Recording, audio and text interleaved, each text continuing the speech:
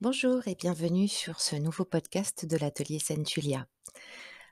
Avant de rentrer dans le vif du sujet du podcast d'aujourd'hui, je voulais faire un petit aparté concernant la langue islandaise. À la réflexion de ces podcasts, dans l'idéal, je voulais autant que possible vous donner la prononciation en islandais, pour vous permettre de vous habituer petit à petit à l'oreille à certains mots que vous retrouverez, souvent pour certains podcasts et de manière, ponctuelle pour d'autres. Et puis finalement, j'ai révisé ma copie sur ce sujet, pour plusieurs raisons. D'abord parce que, j'apprends l'islandais moderne depuis quelques mois, pas mal de mois maintenant, mais c'est une langue extrêmement compliquée pour les latins comme nous le sommes nous d'origine francophone, notamment parce qu'il y a des caractères qui n'existent pas dans notre alphabet. Et aussi parce qu'il y a des prononciations qui sont vraiment très particulières à la langue islandaise et qu'il n'y a pas beaucoup de lecture phonétique. Je vais vous donner un exemple. Quand vous avez un mot sur lequel il y a un A accent aigu, en islandais moderne, il va se prononcer AO, donc pas A uniquement. Voilà. Et il y a plein de lettres comme ça qui ne se prononcent pas telles qu'on peut les lire, à voix haute, en suivant la phonétique, qui nous vient. Donc ça rend déjà, une première étape de cette langue assez compliquée, sachant que si vous avez déjà lu ou si vous êtes déjà tombé sur certains mots en islandais, hem, l la majorité des mots, est quand même assez compliquée, pour l'œil, d'un latin, j'entends. Donc il y a déjà cette première chose. Ensuite, de par l'apprentissage de la langue que je fais donc depuis quelques mois, je me suis rendu compte, qu'il y a un certain nombre de mots dont on ne peut pas vraiment deviner, la prononciation exacte et correcte tant qu'on ne les a pas entendus au moins une fois. Je vais vous donner l'exemple d'une lettre. Par exemple, le F. Le F ne se prononce pas systématiquement comme en français. Selon où il est placé dans le mot, selon s'il est placé, en milieu, en fin de mot, en début de mot, il se prononce pas de la même manière, ni, selon le et également selon les lettres devant lequel il est placé. Par exemple, le F, s'il est placé avant un L ou un N, va se prononcer P ou B. Et comment savoir s'il se prononce P ou B dans le mot en question, si on ne l'a pas déjà entendu, auparavant? Voilà, donc ça vous illustre un peu la complexité de cette langue. Donc c'est vrai que j'aurais préféré dans l'idéal, vous habituer à l'oreille, le plus possible, mais c'est vrai que je me rends compte aussi que, même si j'apprends l'islandais, c'est une langue complexe donc qu'on ne peut pas maîtriser du tout en quelques mois ou même en quelques années, ça demande vraiment un très long apprentissage et de par mon métier, et les échanges que j'ai avec les autres qui sont principalement écrits parce que je n'ai personne, de la communauté, des croyances des anciens scandinaves, dans mon entourage, proche, en termes de géolocalisation, si je puis dire, des gens avec qui je pourrais me retrouver, quelque part, pour fêter, certaines choses ou réaliser certaines cérémonies ou autres. Je pratique complètement toute seule et quand j'en parle avec d'autres personnes, c'est 99 du temps par écrit. Donc finalement, les seuls moments où, je parle islandais, c'est quand je travaille mes cours et pour l'instant, les méthodes que j'ai choisies sont très autodidactes, donc j'ai personne pour me corriger. Donc je préfère, ne vous donner les versions islandaises que pour les mots dont je suis absolument sûre. Excusez-moi. Et pour les autres, eh beh, je vais franciser. Voilà, donc que ce soit pour ce podcast ou les autres, mes excuses par avance aux personnes qui sont beaucoup plus avancées que moi en langue islandaise, voire qui la parlent bien ou qui sont, éventuellement des traducteurs. Romain, si tu m'écoutes, mes excuses. parce que voilà, je préfère faire un bon gros mot bien francisé, quitte à arracher un peu les oreilles de ceux qui sont férus de langue islandaise, plutôt que de vous donner une mauvaise prononciation. Voilà, donc ça, c'était pour le petit aparté langue islandaise. Alors, comment va s'articuler ce podcast? Eh bien, pour ceux qui sont en version audio comme Spotify, Apple Podcast et tant d'autres, eh bien, vous aurez uniquement ma douce voix. Réjouissez-vous! Et vous aurez toutes les informations que je vais vous donner au fur et à mesure, le lien du livre que je vous recommande et cetera, dans la description du podcast. Pour ceux qui écoutent ou regardent la vidéo sur YouTube, vous allez avoir des différents écrans qui vont s'afficher au fur et à mesure du podcast, avec, la couverture du livre, certaines photos à certains moments et des informations écrites, pour que votre œil parce que si je n'ai pas les connaissances, et l'expérience nécessaires pour habituer, vraiment votre oreille comme je le souhaiterais, au moins je peux habituer votre œil. Donc pour ceux qui regardent Facebook, oui bien sûr, YouTube, vous aurez les mots, en islandais, les différents termes que je vais employer, les différents noms que je vais citer, qui vont s'afficher au fur et à mesure, avec un certain laps de temps pour que vous ayez le temps de les lire et éventuellement de les recopier, si ça vous intéresse. Et puis évidemment, en description de la vidéo, là, vous aurez le lien du livre, et cetera, que vous pourrez, copier-coller, si ça vous intéresse. Alors maintenant, après ces 5 longues minutes, de quoi on va parler? Alors, ce podcast, débute une série de 4 qui est consacrée aux néophytes. Donc je m'adresse particulièrement aux personnes qui n'y connaissent rien ou pas grand-chose, à la mythologie des anciens peuples germano-scandinaves, à ceux qui, ne connaissent pas bien leurs us, leurs coutumes, leurs traditions, leur culture, ou simplement, à travers des fictions, donc qui ont envie un peu de démêler le vrai du faux. Bon ça, pour ce qui concerne les fictions, on y reviendra, même s'il y a déjà pas mal de choses qui ont été faits à ce sujet, j'y reviendrai parce que j'éprouve le besoin et l'envie d'en parler, avec, ma vision des choses à moi. Parenthèse fermée.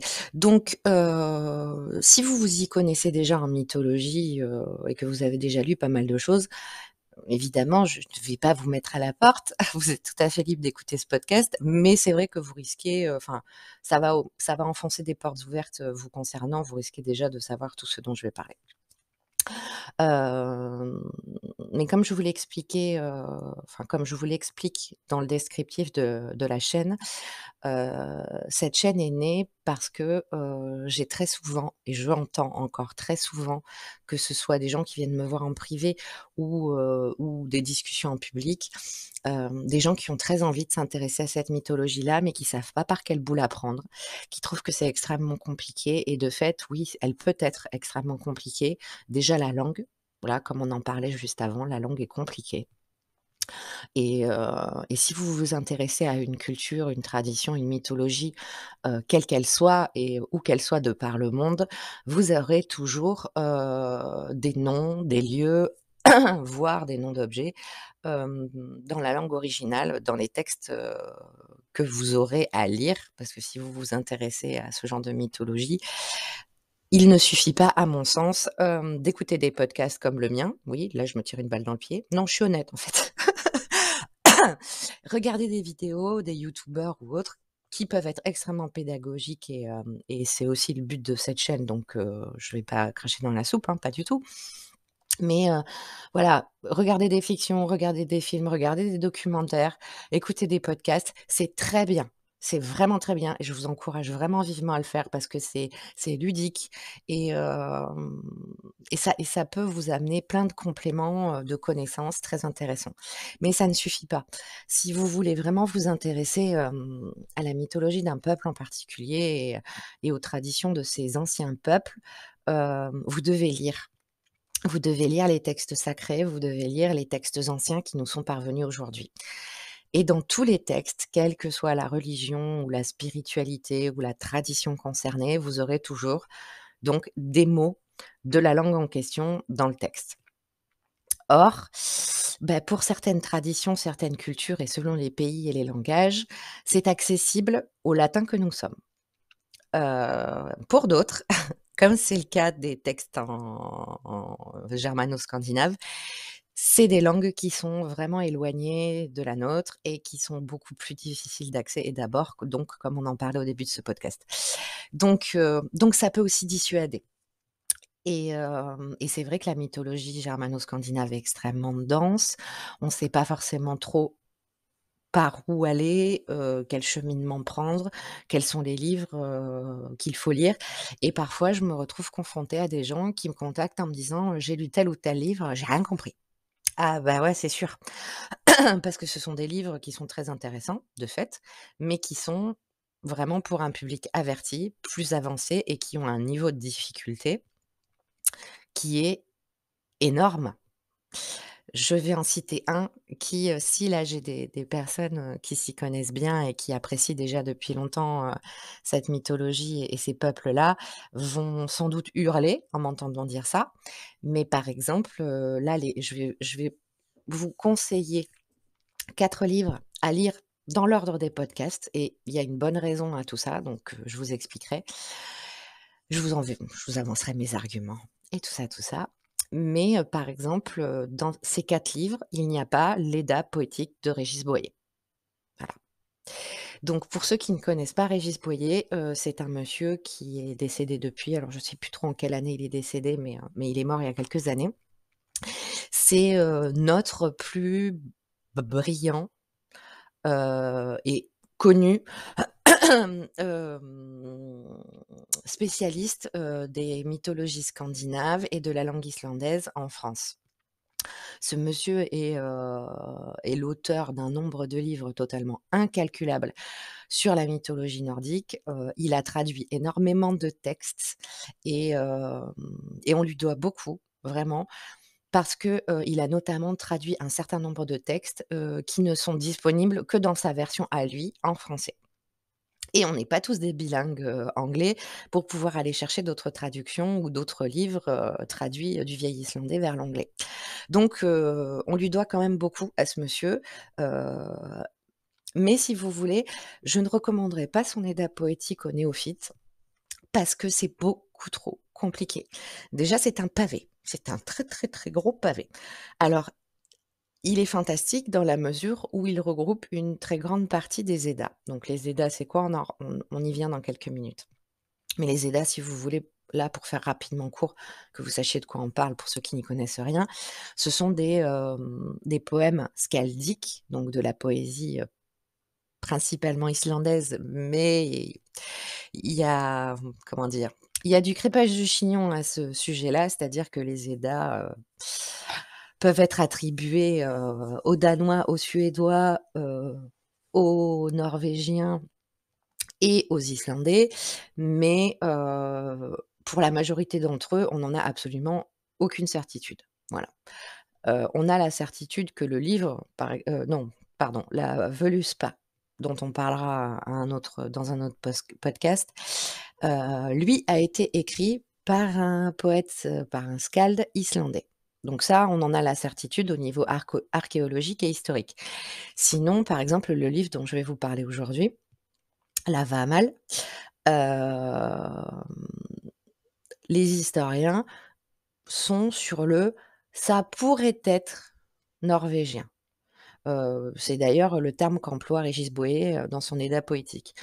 Concernant les Alvamal, il dit: «pourrait être norvégien». Voilà, ça reste une supposition, on n'a vraiment pas de certitude là-dessus et puis sans compter que les Islandais et les Norvégiens se crêpent le chignon depuis quand même relativement longtemps pour s'attribuer la paternité de ces Eddas.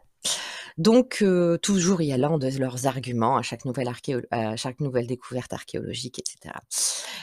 Sauf que bon, c'est une guéguerre, sans fin, une boucle, c'est le serpent qui se mord la queue et personne n'arrive, de manière claire, définitive, argumentée et sans aucune zone d'ombre, à avancer que tel ou tel texte est, définitivement, de tel ou tel pays, pour la majorité d'entre eux.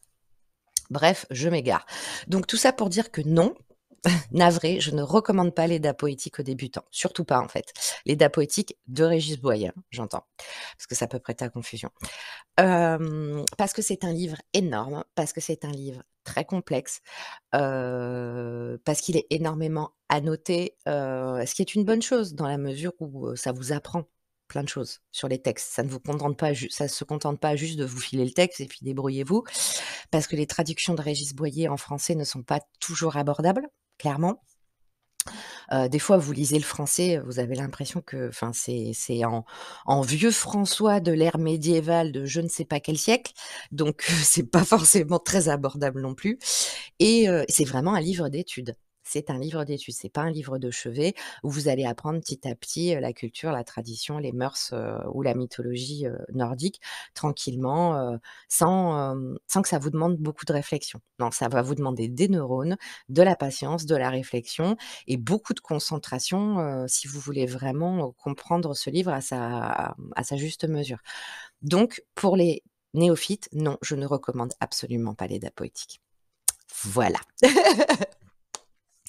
Donc maintenant, cette série de 4 podcasts, donc je vais vous proposer 4 livres différents à lire les uns après les autres et qui vont chacun aborder, un pan, bien précis, de la culture germano-scandinave. Le premier que je vous engage à lire, donc c'est Lavamal. Lavamal, c'est un petit livre, qui fait partie des Eddas poétiques, donc on va y revenir dans quelques minutes et en fait, pourquoi ce livre en premier? Parce que, ce livre va vous ouvrir le champ des mœurs, coutumes, mentalités, de ce qui est honorable et de ce qui ne l'est pas, dans la mentalité des anciens peuples, scandinaves. Donc, dans un premier temps, si vous vous intéressez à la mythologie nordique et à ces peuples, il faut que vous sachiez comment ils voyaient les choses, comment ils voyaient, leur relation avec les autres, comment ils estimaient qu'était un comportement honorable d'un comportement qui ne l'était pas.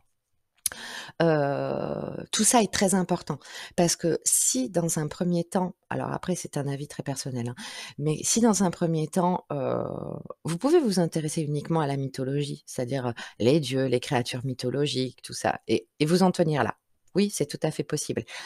Mais si vous avez envie d'aller plus loin et que vous avez envie de pratiquer, par exemple, cette ancienne religion, ou de l'inclure dans votre quotidien ou de vous y intéresser vraiment dans le fond. Il faut que vous sachiez, il faut que vous ayez conscience de comment ça se passait au niveau de leur mentalité à cette époque-là, à ces différentes époques-là. Parce que si votre caractère, votre façon de voir la vie est en totale opposition avec la leur, dans un premier temps, c'est peut-être pas forcément la peine de pousser plus loin. Parce que, c'est si ça vous correspond déjà pas à ce niveau, ça n'empêche pas que vous puissiez être attiré par la mythologie, encore une fois, les créatures fantastiques, ou les dieux. Mais c'est sûr que ça restera plus une curiosité historique, une envie de connaissance mythologique, mais à mon sens, on ne peut pas, vraiment partir dans les croyances pures et dures de ces anciens peuples. On ne peut pas avoir envie de pratiquer au plus juste, ou de pratiquer cette religion si on n'est pas en accord avec leur mentalité, et la façon dont ils considèrent la vie, le monde et les autres. Voilà. Donc ce premier podcast va vous présenter ce livre-là, qui va déjà vous faire une très belle introduction sur tous ces sujets-là. Alors, pour le premier livre dont on va parler aujourd'hui, je vais vous proposer la lecture de Lavamal, Les Dits du Très-Haut, qui est un poème skaldique, dont on attribue les strophes au dieu germano-scandinave Odin, en vieux norrois, Odin, qui est le nom le plus communément, utilisé, par les langues latines comme la nôtre, ou Wotan en proto-germanique. Donc c'est un livre extrêmement important. Mais avant de rentrer dans le vif de ce livre-là, de ce poème-là, on va faire un aparté historique pour que vous sachiez d'où vient ce livre. Donc ce poème fait partie d'un recueil de 31 poèmes, qui sont regroupés dans ce qu'on appelle le Codex Regius. Le Codex Regius, on est entouré d'une zone d'ombre assez opaque, car il n'a été, rendu «public» entre guillemets qu'en 1643. En 1643, il était en possession d'un évêque islandais puisque, l'Islande, ayant été, enfin l'Islande et les pays nordiques ayant été, christianisés à partir du Xe siècle environ. Vous vous figurez que, en 1643, la christianisation était implantée déjà depuis, plus de 4 siècles, plus de 6 siècles même, ça y est, j'osais plus compter. Donc, vous imaginez que bon voilà, il y avait des évêques, islandais à cette époque et ça n'a rien de choquant. Donc on sait que cet évêque islandais était en possession du Codex Regius uniquement à partir de 1643. Puis quand il est mort, il a légué, ce Codex Regius au roi du Danemark, heu, qu'il a conservé jusqu'à 1971. Donc pas le roi, hein, parce qu'il était mort déjà depuis longtemps quand même, hein. Mais le Danemark a conservé le Codex Regius. Le Danemark a gardé le Codex Regius pendant environ 3 siècles et en 1971, il a été solennellement rendu à l'Islande. Donc et aujourd'hui, il est conservé à l'Institut, Magnusson à Reykjavik. Voilà pour la petite histoire. Sachant aussi, pour la parenthèse, historique, que, le Codex Regius qui est, le seul exemplaire, écrit à la main et l'exemplaire le plus ancien que nous possédions de la compilation de tous ces textes, a miraculeusement échappé au grand incendie de Copenhague qui a eu lieu en 1728. Et qui a détruit, plus des 3 quarts, non là je m'enflamme, c'est le cas de le dire, plus du quart de la ville de Copenhague. Donc grâce aux dieux, ce texte inestimable a été sauvegardé. Donc voilà, par rapport au Codex Regius donc et alors ces 31 poèmes se découpent en 2 catégories. Vous avez les poèmes mythologiques et les poèmes épiques. Donc les poèmes mythologiques, qui entourent surtout, la mythologie, nordique, hein, évidemment, la cosmogonie, les dieux, voilà, ce genre de choses et puis les poèmes épiques qui se consacrent, majoritairement aux héros, voilà. Donc nous avons plusieurs choses qui rendent, ce codex, comment dire? Disons qu'il y a encore pas mal de flou artistique, qui entoure ce codex. D'une part, c'est les auteurs, de ces différents poèmes sont inconnus. Donc on ne sait pas qui a écrit ces poèmes. D'autre part, les dates à laquelle ont été écrits, créés ces poèmes skaldiques est très floue. Les historiens, globalement, s'accordent sur une période allant de 800 à 1300. Donc vous voyez, on s'étend sur environ 5 siècles. C'est quand même déjà pas mal. Pour cette partie-là, il est probable que certains de ces textes soient bien antérieurs à 800, tout simplement parce que l'archéologie ne cesse de faire des découvertes et notamment, on retrouve encore, des vestiges, de pierres runiques, de pierres, pas forcément runiques d'ailleurs, mais de pierres sculptées, gravées, des traces dans des grottes, dans des souterrains, mais aussi, des objets en métal qui, présentent des influences ou une petite partie de certaines strophes ou de certaines choses présents dans ces poèmes du Codex Regius. Mais c'est que si vous voulez, c'est comme pour le texte dont on va parler aujourd'hui, l'Havamal. On estime qu'il remonte à minima à 980, heu, EC. Alors, pour la petite histoire, pour ceux qui connaissent pas les termes AEC et EC, c'est des termes génériques qu'on emploie pour éviter de teinter d'une croyance particulière, les événements dans le temps. C'est-à-dire que, pour éviter les avant Jésus-Christ et après Jésus-Christ, qui a une connotation très christianisée, on va employer le terme EC, ère commune, et AEC, avant ère commune. Donc on est avant l'an 0 et après l'an 0. Donc dans un sens, c'est vraiment pour ménager les susceptibilités et les croyances de chacun, mais au final, on se base quand même sur le calendrier chrétien et l'an 0 qui indique la naissance de Jésus-Christ. Donc on change le terme, mais au final, on suit le même calendrier parce que c'est difficile de faire autrement.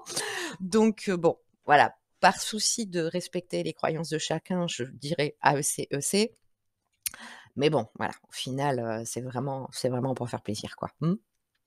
Donc donc on estime que l'Havamal, serait écrit à enfin, aurait été créé à minima en 980 EC, donc ère commune. Mais, il est plus que probable que ce texte soit bien antérieur à cette période-là. Notamment parce que,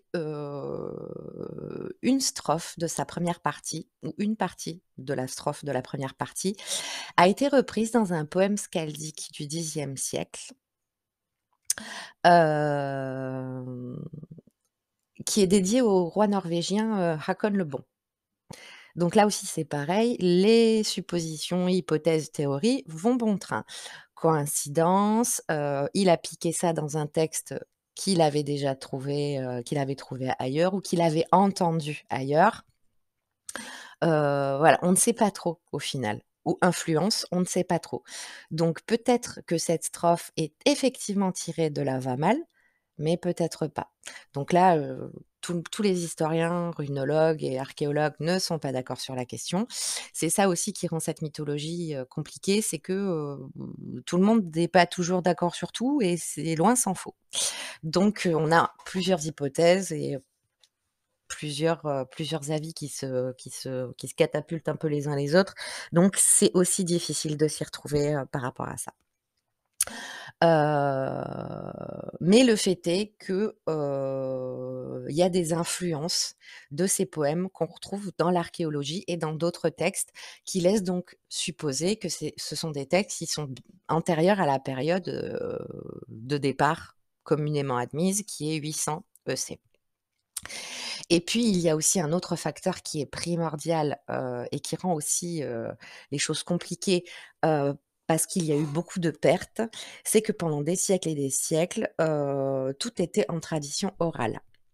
Alors ceux qui m'écoutent et qui sont amateurs de culture, celtique connaissent bien le problème parce qu'on a la même chose, avec cette tradition-là.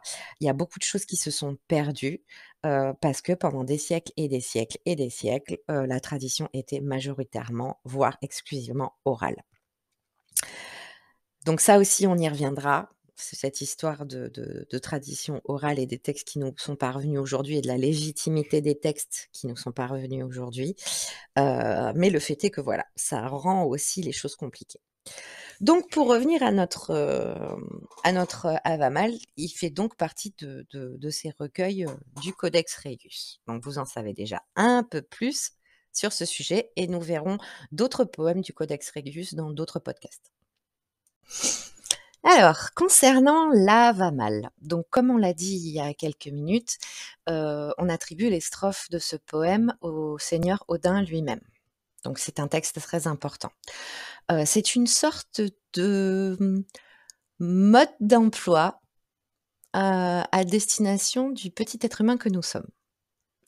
En fait, c'est un recueil qui se compose de 3 parties différentes et les 2 premières, sont consacrées à vous donner les clés pour, être correct, avoir une attitude vertueuse, heu, respectable, vivre dans l'honneur et vous met en garde, concernant un certain nombre de situations.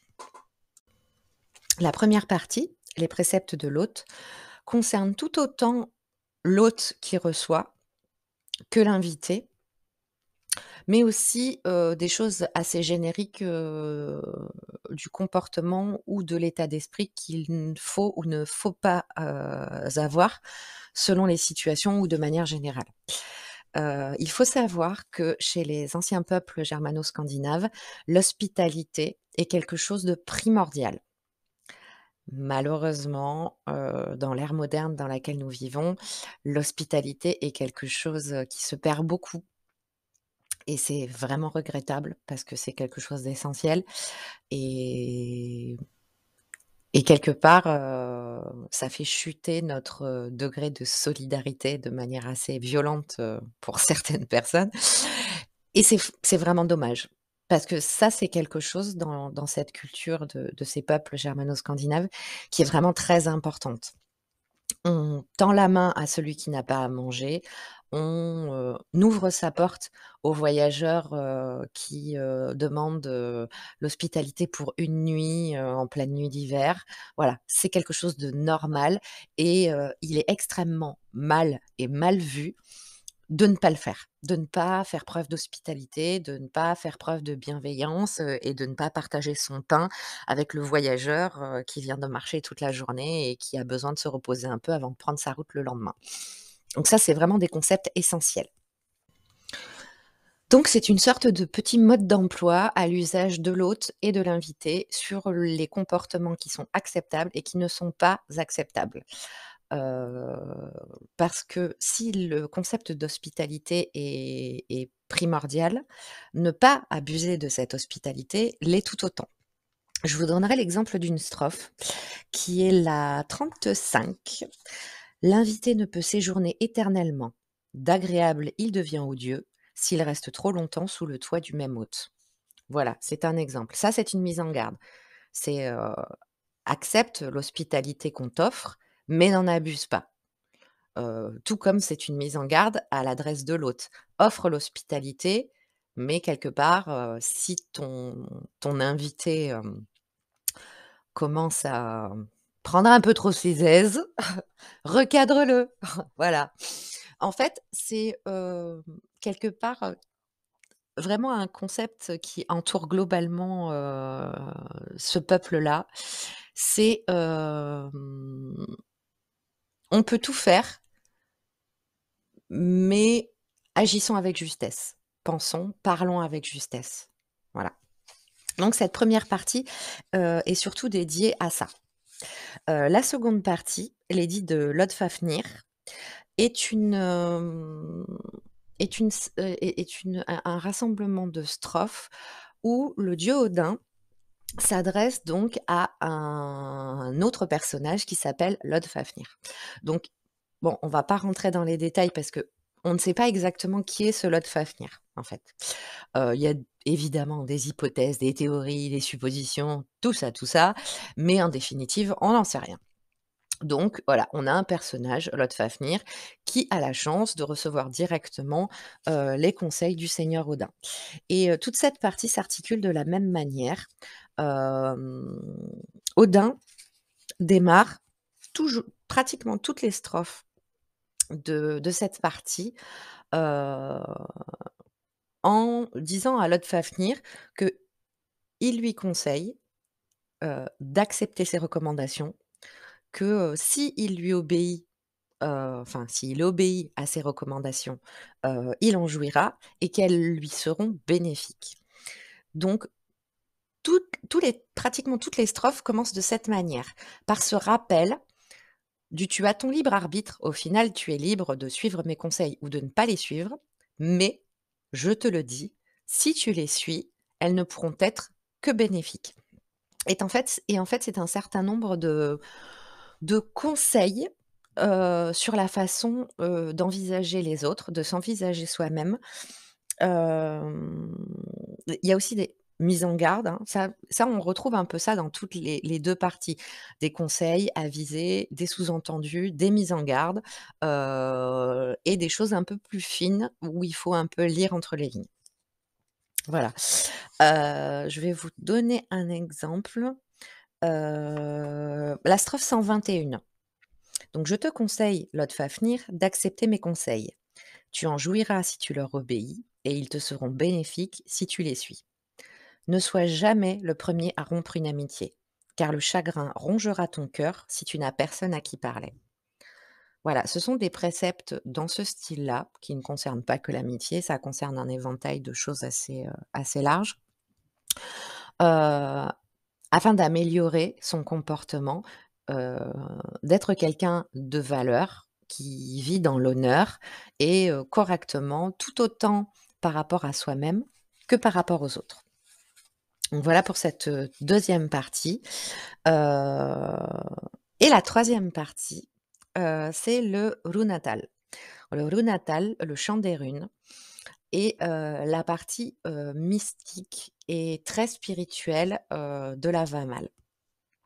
Dans cette partie-là, on n'est pas du tout sur, comme sur les parties précédentes, on n'est pas sur des, conseils de comportement ou, comment bien, se comporter avec les autres, avec soi-même, ou, être fidèle, et droit dans ses bottes, si je puis dire. Mais, là, on part vraiment sur une partie spirituelle et ésotérique qui concerne les runes. Donc dans cette partie, Odin raconte comment est-ce qu'il est entré en possession des runes. Le sacrifice qu'il a dû faire pour parvenir à obtenir les runes, les chants magiques qui entourent les runes. Donc on ne parle pas de divination, attention. Alors ça, on y reviendra, les runes et la divination, il y aura un podcast uniquement sur le sujet. Là, on parle de magie nordique. Voilà, donc si vous connaissez pas la magie nordique, hem, il y a, un concept très important dans la magie nordique qui est le chant. Vous le retrouverez très régulièrement dans pas mal de textes sacrés et anciens. Quand il s'agit de magie principalement runique, mais pas que, ça se fait très, très souvent par du chant. J'accepte, je parle pas de gravure de runes ou autre, hein, là je parle de d'incantations magiques. Les incantations sont chantées, on appelle ça des galdres. Donc le chant a une place extrêmement importante. Donc Odin va réciter les différents chants qu'on lui a appris, heu, pour pratiquer la magie runique et ensuite il va mettre, en garde parce que quand même, bah, vous l'aurez compris à ce stade, du podcast, il y a beaucoup de mises en garde dans ce c'est pas un recueil, mais, dans ce poème skaldique. Heu et notamment une mise en garde sur laquelle j'appuie très fortement pour ceux qui ont déjà envie d'utiliser les runes ou qui, voilà, qui s'intéressent aux runes en termes de pratique magique, c'est attention avec les runes. Voilà. Les runes ne sont pas des jouets, ne sont pas des choses que l'on peut utiliser, pour tout et n'importe quoi. Heu, Ce sont des outils très puissants et il faut faire attention et en cela parce que ça peut vous revenir en pleine tête, hein et des fois, c'est pas joli, vraiment. Donc je vous mets en garde là-dessus. Alors après, c'est pas pour autant qu'on ne peut pas utiliser les runes, c'est évident. Je suis la première à les utiliser, et ça aussi on en reparlera. Mais, mais comme pour tout ce qui est de la pratique magique, si, certains qui m'écoutent s'adonnent à des pratiques magiques diverses et variées, d'autres traditions ou autres, vous savez qu'il faut faire attention. Tout acte magique doit être fait en conscience et avec précaution. Bon, bah, les runes, ne font pas exception. Bien loin s'en faut. Par exemple, je vous lirai pas la strophe en entier, c'est la 144 du Runatal. Heu, le père de tout vous engage, vous pose un certain nombre de questions, en fait. Sais-tu comment il faut graver? Sais-tu comment il faut arranger? Sais-tu comment il faut interpréter? Sais-tu comment il faut attirer? Et cetera, et cetera, et cetera. Donc comme je vous l'ai dit, hein, je vous la lis pas en entier, mais c'est pour vous donner un exemple, pour vous illustrer, le propos. Ce ne sont pas des questions, balancées à la volée, sans importance. Ce sont des mises en garde. C'est il faut savoir utiliser les runes. Il faut savoir, on est à une époque où alors ça c'est que alors c'est une opinion extrêmement personnelle, je ne juge personne et je ne pointe du doigt personne. Tout le monde est libre de pratiquer comme il l'entend et comme il le souhaite. Mais personnellement, je trouve qu'on est à une époque où, certains encouragements de X ou Y personnes, sont potentiellement dangereux dans la mesure où quand on dit à quelqu'un: «De toute façon, fais avec le cœur, ça ira toujours». Non, non, non, non, non, non. Oui, pour certaines choses, il y a pas de problème. Faire avec le cœur, ça suffit et ça sera sans danger. Avec les runes, travailler juste avec le cœur, sans savoir ce qu'on fait, sans connaître les runes, sans oui, vous pouvez, hein, mais selon les runes avec lesquelles vous travaillez et selon le type de travail que vous faites, vous vous exposez à un retour de bâton. Voilà et ceux qui travaillent avec les runes depuis longtemps savent très probablement exactement de quoi je parle. C'est pas juste des questions comme ça en mode, «Interroge-toi rapidement là-dessus quand même». Non, c'est interroge-toi vraiment là-dessus et apprends. Apprends, lis, pratique au fur et à mesure, par palier, par étape, hem et après lance-toi petit à petit, d'abord sur du doux, sur, de la rune peut-être, moins difficile parce que les runes ne sont pas égales les unes aux autres. Il y en a avec qui il est facile de travailler, il y en a d'autres avec qui il est très difficile de travailler et il y en a d'autres avec qui il est dangereux de travailler. Donc c'est un avertissement. Avant de travailler avec les runes, pose-toi toutes ces questions. Est-ce que tu sais comment on les grave? Est-ce que tu sais comment on les colore? Est-ce que tu sais comment on les interprète? Et ainsi de suite. Parce que si tu ne sais rien et si à toutes ces questions tu réponds non, il y a un travail à faire avant ça et donc mieux vaut s'abstenir de travailler avec les runes dans un premier temps. Voilà donc pour un résumé de ce que vous allez trouver dans la VAMAL, les 10 du Très-Haut. Donc comme je vous l'ai expliqué au début du podcast, c'est vraiment la première lecture que je vous recommande parce que ça va vraiment vous introduire dans cette mentalité, ces mœurs, des anciens peuples germano-scandinaves, qui est à mon sens essentiel pour savoir déjà si vous vous sentez, en osmose avec ce peuple-là, si vous vous sentez proche de ses valeurs, si, ça vous parle ou pas. Après, concernant ceux, qui ne s'intéressent vraiment que de manière, je sais pas comment vous expliquer, mais qui s'intéresse uniquement à la mythologie, c'est un livre qui sera toujours extrêmement intéressant à lire pour vous. Mais si vous ne vous y retrouvez pas, ça n'est pas une barrière, dans la mesure où c'est surtout les connaissances mythologiques et historiques qui vous intéressent. Si vous n'avez pas forcément envie, de pratiquer, partir dans ces croyances-là, de vivre dans l'ancienne religion, de ce panthéon, bah, du coup, voilà, si vous êtes pas en accord, avec tout ça, ça doit pas être un frein. Maintenant, concernant le livre que je vous recommande très, très chaudement, c'est «L'Ave mal», traduit du vieux norrois vers le français par Romain Penchèvre, que vous trouverez, chez Sécheta Publications. Alors pourquoi je vous conseille ce livre-là et pas un autre? Dans un premier temps, alors je vais vous donner toutes mes raisons sans ordre d'importance, elles se valent toutes, hein. Enfin, elles sont toutes à égalité. Dans un premier temps, c'est la seule version que vous allez trouver en traduction française, heu, unique. C'est pas clair ce que je dis, c'est normal. Ce que je veux dire par là, c'est que, vous allez trouver des traductions totales ou partielles de la VAMAL dans d'autres livres français, mais elles feront toutes partie d'un plus ou moins gros pavé, avec d'autres textes, avec beaucoup d'annotations, avec, plus ou moins d'études, documentées, théories, et cetera, qui va rendre votre lecture beaucoup plus complexe. Donc cette version-là, je l'aime beaucoup parce que c'est un petit livre, qui va pas vous coûter cher en plus parce que je crois qu'il est à une dizaine d'euros, qui est en format un tout petit format de poche, je crois qu'il fait, 10 par 13, un truc comme ça, donc c'est un petit livre. Vous allez pouvoir emporter avec vous, par exemple, si vous avez envie, ça se glisse dans le sac à main pour vous mesdames.